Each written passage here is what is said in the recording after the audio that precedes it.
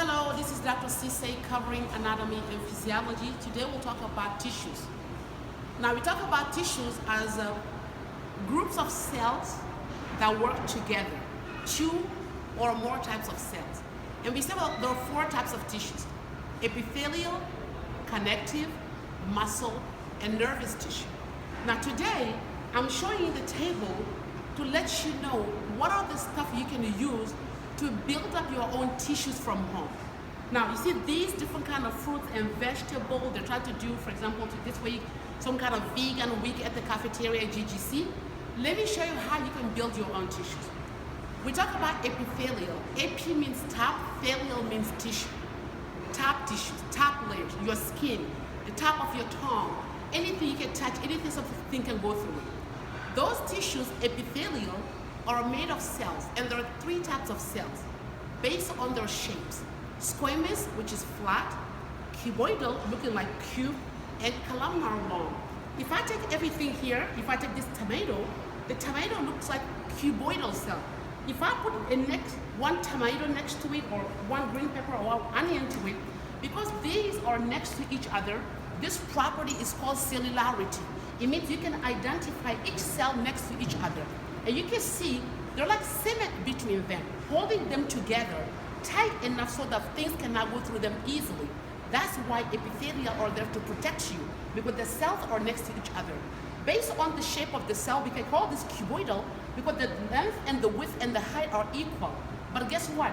If I change the position to this one will be columnar. Why? Because it's so long, you can hold something inside of it. If I put the second one next to it, these two cells will be like this. I can put this third one next to it, like this. And this will be columnar epithelium. Why? Because the cells are long. The length is higher than the width. And then they're next to each other. You cannot go through them easily. They're cemented. That's going to be columnar tissue, epithelial. Now, is it simple or stratified? Simple means it has only one layer. Stratified means it has a lot of layers. This has only one layer, so it'll be simple columnar epithelium. Simple cuboidal epithelium. But guess what? If I put this on top of this like this, and I go like that, I'm forming something else. The bottom is going to be columnar. The top is going to be cuboidal. So that's going to be stratified columnar epithelium or stratified cuboidal based on the top layer. Because you only identify tissues by the top layer, because the bottom layer can be different things. If I look at this tissue, this will be stratified cuboidal epithelium because I'm looking at the top.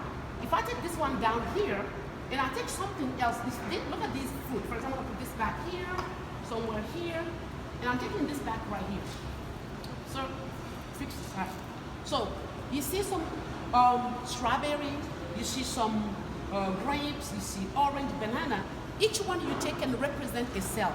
For example, this can be a red blood cell. If I take this and take a cup and dip it in water and make it red, I'm making blood. It's a connective tissue. Why? Because it has three things. It has cells, it has ground substance that could be liquid, solid, or gel, and it has fibers. The fibers could be like, for example, spaghetti. It could be this could be fibers, right? And then this kind of fiber are short. It's like if I put a lot of fibers like this together, I'm forming collagen. If I form collagen like this, I can make bones, for example. In this bone, I can have collagen, I can have the cell. If it's bone, there'll be four types of cell: osteocyte, osteoblast, osteogenic cell, or osteoclast. Now, why do you need these four cells? Because when you build bone, you have to be able to break bone.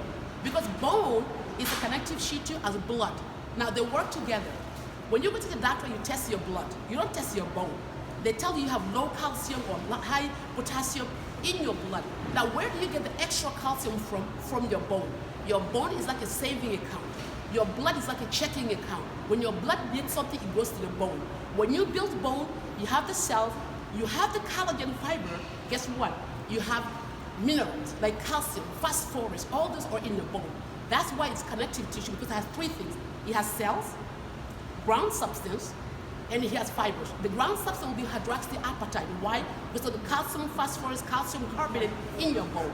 Now, the reason why I'm showing you all this, because when you build tissue, when you look at the human body, you can take all these fruits and vegetables and build your body. If I take this, for example, lemon, it'll be what? Cuboidal cell. I'll build epithelium. But as soon as I put this in some kind of liquid or some kind of gel, I'm making connective tissue. Why? Because I'm mixing a cell with some kind of ground substance with fiber. Now, Every time I look at this, if I take this orange, look at the shape, the length, the width, the height kind of equal, it'll be cuboidal cell. If I take something else, cuboidal. But if I take this banana, it'll be columnar because it's long. So in your body, you have different shapes. Every fruit and vegetable you see here will be some kind of cell. Now, if you look at this is very small. This is old, right? You can take something else bigger or beans or something. Each one represents a cell in your body. Each one has a function. Each one is in a specific kind of tissue. So when you build tissue, you have to pick three things. You take yourself, your ground substance, and you take the fiber. The ground substance can be liquid, like blood, plasma. It can be solid, like your bone. It could be gel, also like dense regular connective tissue and dense irregular connective tissue. Think about it. So if you build these from home, here I have reticular fiber. You know why? Because reticular fiber is just a long connective collagen fiber cut in pieces. If I take all these pieces put together, I can make that this right now. I can build this. I can take this and put it together like that. You see this? I'm building collagen right here, right? As soon as I break it, I'm making reticular, right? If this were thin and elastic, it will be elastic fiber. It'll be something in your ear. See, ear is elastic.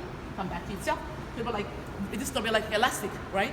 So looking at all these, you can build all your tissues from home, right? You can build your epithelial, pick up the cells next to each other. You can build your connective, picking three things: the cell, the ground substance, and the fiber, and you do the different mixture. You can make bone by using calcium carbonate, calcium phosphate with collagen in the cell, but you can make cartilage as well using the same thing, just changing the cell.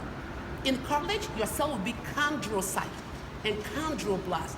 In bone, it'll be osteocyte, osteoblast. It's just a different kind of cell. It's because your body is built with the same thing. It's the same building blocks, just a mixture. Just like when you come to the cafeteria, you get different dishes, right? It's the same thing. They got 20 things they use to make everything in the cafeteria. It's the same thing. So in your body, you got the 4 macromolecule, carbohydrate, protein, lipid, nucleic acid, all that come together to be you, right? Now you know what I'm talking about. Thank you for watching. I'll see you next time in class.